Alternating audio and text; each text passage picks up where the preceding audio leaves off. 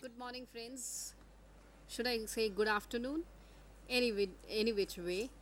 Welcome to the BISAC studio for our next lecture, the lecture on barriers to communication. Let me introduce my co-panelists here sitting with me. Professor Chetan Mewada sitting right next to me in HA College of Commerce, and Madam Urmila Patel, also from HA College of Commerce. Now, today we are going to talk about a very important topic, and that is barriers to communication. In the process of communication, how there can be obstacles, there can be hurdles, there can be barriers. કમ્યુનિકેશનની પ્રોસેસમાં કેટલી વખતે અમુક જગ્યાએ there are places where obstacles or hurdles are experienced. એમને કઈ રીતે એમનું નિવારણ લાવવું, એમને કઈ રીતે રેકગ્નાઇઝ કરવું, how to identify them, all this we are going to talk about in our lecture. Let's come to the first slide on your screen. તમે તમારી સ્ક્રીન પર સૌથી પહેલી સ્લાઇડ જુઓ તો we are going to talk about 4 kinds of barriers: physical barriers, semantic barriers, socio-psychological barriers, and at the end we will talk about cultural barriers as well.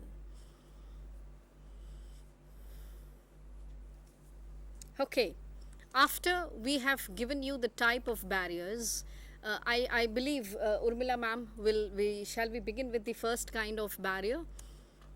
We begin with the first kind of barrier. Let us go back to our screen. Let us go back to the slide on the screen. Okay, Chetan bhai, will you please say what is this? So it is very interesting exercise given on the screen. એક બહુ સરસ twist કરી નાખે એ પ્રકારનું એક ચિત્ર તમારી સમક્ષ છે. વિદ્યાર્થી મિત્રો, ઉપર લખેલી લાઈનને વાંચો અને એનો અમલ કરવાનો પ્રયત્ન કરો. Look at the chart and say the color, not the word. Remember, you have to say the color, not the word. Yellow. No, sorry. Green. Okay. Next. Red. Orange. No. Identify, please. Is blue, Blue. Yellow. red, blue, Black. red, Blue. green, Black. You have to say the color. Sorry. red, It is again black. Fine. is red, Hmm. Then yellow, yellow. Fine, wonderful. Okay. Then green. blue, Blue. Orange again. Why is this happening? Why are we not picking up Chetan by immediately? Ma'am, this is called one of the barriers in communication. Okay. And this is રોજિંદી જીવનમાં પણ આવી વસ્તુ જોવા મળતી હોય છે બરાબર. કે આ બેરિયર્સ બે પ્રકારના અંદર તમને જોવા મળે છે. કે એક વિઝન તમારું કામ કરી રહ્યું છે, આંખો કંઈક જુદું કહી રહી છે અને મગજ તમારું કંઈક જુદું કહી રહ્યું છે. Okay. એટલે આ પ્રકારનું જે કોર્ડિનેશન થવું જોઈએ આપણી આંખો અને મગજ વચ્ચેનું, એમાં પણ આપણો કંઈક અભાવ છે. So that is also called one of the physical barriers. Okay. Simply physical બેરિયર્સને કહેવું હોય તો એવું કહી શકાય કે એવી પરિસ્થિતિ કે જેમાં બોલવાવાળો તૈયાર છે, Okay. The speaker is ready to communicate, That's right. The listener is also, વિદ્યાર્થીઓ જેમ આપણે અત્યારે આપણી સમક્ષ બેઠેલા છે, they are also ready to listen us, Right. but because of certain things over which we don't have any control, they are known as physical barriers. For example, અત્યારે આ માઇક્રોફોન આપણી સમક્ષ છે બરાબર. અને આ માઇક્રોફોનમાં કોઈક એવી અડચણ ઊભી થાય કે જેના કારણે આપણો અવાજ ત્યાં સુધી ના પહોંચે તો એને આપણે ફિઝિકલ બેરિયર કહીએ, કારણ કે આપણો કંટ્રોલ નથી. Right. This is a technological problem if something goes wrong. Okay. That's a very good way of explaining the first kind of teaser, I call it. And now we come to the second kind of barrier. Let's look at the slide once again. Okay. Physical barriers have 2 sections. Number 1, noise, and number 2, time and distance. Ma'am will like to explain a little about this to our young friends. Noise barrier કે અવાજના થતાના કારણે જે અવરોધો પેદા થાય છે એ basically બધાએ અનુભવ કર્યું હશે કે જ્યારે ક્રાઉડેડ માર્કેટમાં હોય કે જ્યારે ટીચર ક્લાસમાં ન હોય અને જે લેવલ ઉપર તમે વાતો કરતા હોય, જે લેવલ ઉપર તમે અવાજ કરતા હોય, એ સમયે કમ્યુનિકેશન થવું કે કમ્યુનિકેશન સમજવું એ બહુ અઘરું પડતું હોય અથવા છે. તો મેમ આપણે જે every day what we experience in our classrooms હા every day we keep on telling them please keep silence, ધીમે વાત અને કરો. સામાન્ય રીતે એવું જોવા મળતું હોય છે કે આપણી જે કોલેજીસ હોય જી. કે શૈક્ષણિક સંસ્થાઓ છે, જો એની બાજુમાં રોડ હોય અથવા તો હા, કોઈ right. કોમર્શિયલ સેન્ટર્સ આવેલા હોય, Okay, the તો traffic નો બીકોઝ ઓફ અવાજ. that traffic noise of the people, Noise of in fact even cattle roaming around, they can create a noise. and because of that the teacher whatever explaining in the class, students Okay. are not in a position to listen properly. That's So once right. again it is proved here, the teacher is also ready, the listeners Listener are is also also ready, ready. but one there is a problem on which you don't have any control. અને આના ઉપર control નથી, માટે જ આપણે એને physical barrier કહેવું પડે છે. All બેન, right. ટાઈમ એન્ડ ડિસ્ટન્સ વિશે આપ Okay. you were saying something. Yes. Noise ઉપર ફરીથી જશું. This is what happens. નોઇઝના કારણે ઇનકમ્પ્લીટ ઇન્ફોર્મેશન ઇઝ ટ્રાન્સમિટેડ અને એના કારણે ફીડબેકની જે આખી વ્યવસ્થા છે કમ્યુનિકેશનના સાયકલમાં, એ કાં તો બહુ ઓછી હોય છે અથવા ફીડબેક ટ્રાન્સમીટરને મળતું જ નથી. See, this is what happens because of noise. You get terribly irritated. લાઉડસ્પીકર્સનો અવાજ, જોરથી વાત કરવાનો અવાજ, તમે ચીસાચીસ કરતા હો, યુ આર શાઉટિંગ, અથવા તો કોઈ ફેક્ટરીમાં કામ કરતા હો તો humming of the machines, that is creating terrible amount of noise. અને અલ્ટિમેટલી માણસની સાથે શું થાય છે, ઇટ ઇઝ તમને રેડ કલરમાં બતાવીએ તો ઇટ ઇઝ ઇરિટેશન. ઇરિટેશનને આપણે અકળામણ કહેશું. This is irritation. નોઇઝની અંદર બેન એક મહત્વની બાબત એ છે કે normally people are looking for noise as a barrier in oral communication. Okay. But જો તમે થોડુંક ઊંડાણથી અભ્યાસ કરો, હા. So noise is also one of the barriers in Barriers. Written communication also. That's right. Let's Where- come to time and distance, sir. Okay. Basically સમય અને અંતર એની સાથે સંકળાયેલા જે બેરિયર્સ છે એને આપણે ટાઈમ એન્ડ ડિસ્ટન્સ બેરિયરથી ઓળખીએ છીએ કે ઓછી સમય મર્યાદાની અંદર આપણે કદાચ વધુ વાત કહેવી હોય તો આપણે કહી શકતા નથી, અને એના કારણે જે મુખ્ય સંદેશો છે, the main message of the conversation does not reach to the across. receiver exactly in the same shade and same color and in the same fragrance. All right. કેટલીક વખતે અયોગ્ય સમયે કહેવાયેલી વાત પણ સારું પરિણામ મેળવી શકતું નથી, તો એ Right. દૃષ્ટિએ પણ ટાઈમને આપણે બેરિયર કહી શકીએ છીએ. That's right. અને ડિસ્ટન્સ, અંતર, Right. આજે કમ્યુનિકેશન સિસ્ટમ આટલી ડેવલપ થયેલી હોવાથી આ વિદ્યાર્થીઓ મિત્રો સમગ્ર ગુજરાતમાં બેઠેલા છે, Very true. પણ આપણે સરસ રીતે ડિસ્ટન્સનું બેરિયર આપણને નડતું નથી. પરંતુ જો આ પ્રકારની સિસ્ટમ ના હોય અને ક્લાસરૂમની અંદર 1000 વિદ્યાર્થીઓ એક સાથે બેઠેલા હોય, Oh, 1000. યા કોઈ પ્રોગ્રામ છે, કોઈ કાર્યક્રમ છે, What was that? That was noise. Noise. And suddenly on your screen, as you were listening to Chetan Bhai, you could hear some kind of a noise.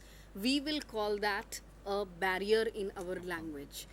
માઇક્રોફોનમાં suddenly કોઈ પ્રોબ્લેમ થઈ જાય તો એ એક પ્રકારનો નોઇઝ બેરિયર છે. Let's come back to the slide.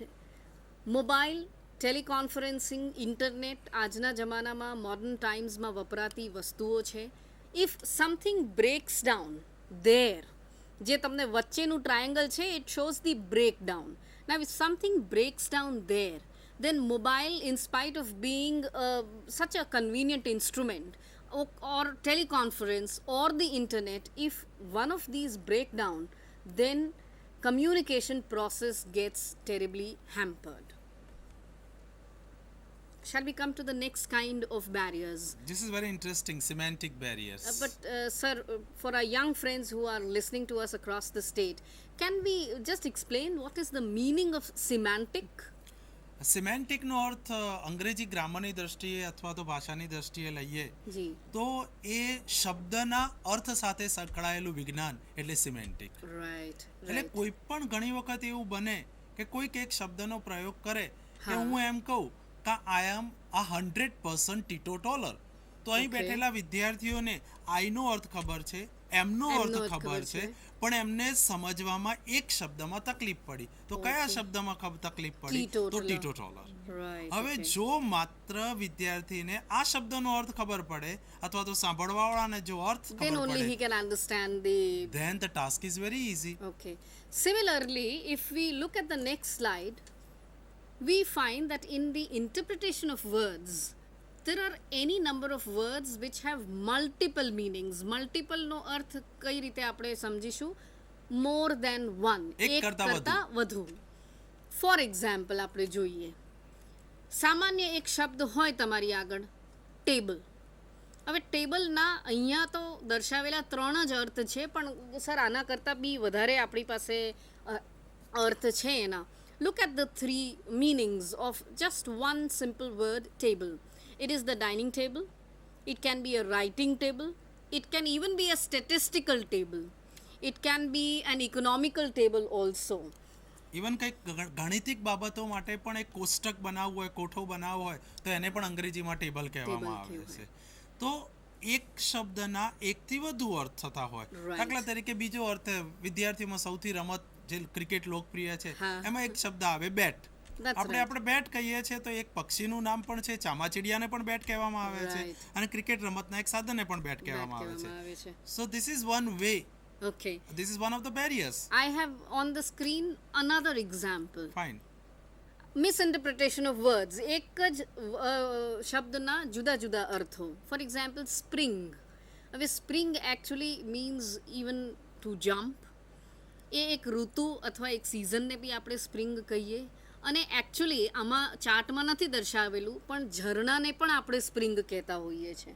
એટલે જ્યાં સુધી આખા વાક્યમાં till the time in a sentence you are not explaining the context, સંદર્ભ જ્યાં સુધી તમે નથી એક્સપ્લેન કરતા ત્યાં સુધી આ શબ્દનો અર્થ કોઈ પણ મિસઇન્ટરપ્રેટ અથવા રોંગલી અન્ડરસ્ટુડ કરી શકે છે. એટલે અહીંયા મહત્વની બાબત એ જ છે કે clarity is very important. Clarity is Whenever very you are in a doubt, Right. clarify. Okay. And when you clarify, simple theory, please ask. Please. And when you follow this theory, automatically you will be in a position to control this one of the barriers. That's right. Let's come to the next slide. Okay, I have one more example for our friends. Minute. Now see, hear me as I pronounce the word minute. Minute actually means 60 seconds. But when I use the same spelling and pronounce that word as minute, M-I-N-U-T-E as minute, એનો અર્થ થઈ જાય છે tiny, બહુ જ કોઈ નાની વસ્તુ, tiny or small. Again, if I come back to minute, it also means minutes of meeting. કોઈ ફોર્મલ મિટિંગમાં જે કોઈ ડિસિશન્સ લેવાયા હોય એની એક યાદી તૈયાર કરવાની હોય એને પણ આપણે મિનિટ્સ ઓફ મીટિંગ કહીએ છીએ. So this is one more example of one particular word being used in so many different ways. Right, sir? We go to the next slide. Look at that. Urmila ma'am will like to tell us something about this. હવે આ જે શબ્દ run છે એના આપણી પાસે 71 જેટલા meanings છે As a verb only. As a verb only. Running around or running a business, All right. Running a film, running across. Running nose,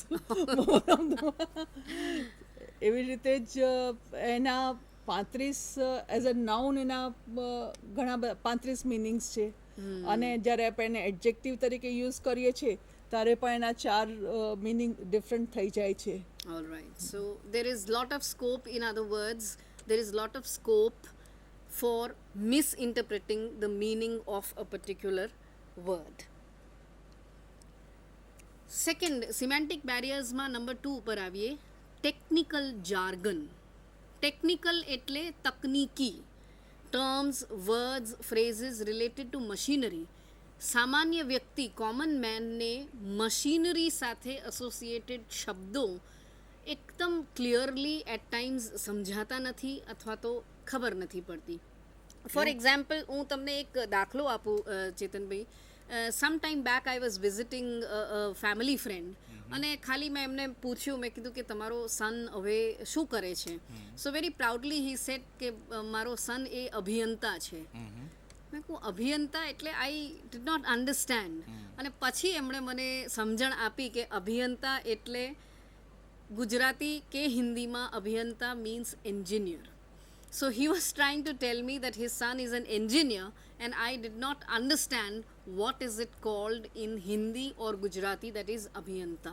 So this is a technical word જે આપણે રોજબરોજની જીવનમાં યુઝ કરતા હોઈએ છીએ. For example radio, television, cigarette, train, platform, આ બધા શબ્દો વી use in the English language.